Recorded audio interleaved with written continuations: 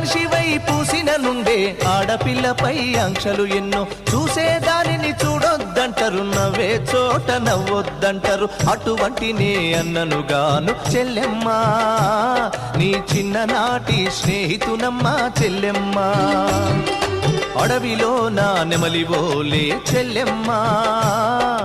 ఆటలాడుకో పాట పాడుకో చెల్లెమ్మా మల్లె తీగకు పందిరి ఓలే మస్క చీకటిలో వెన్నెల ఓలే చెల్లెమ్మా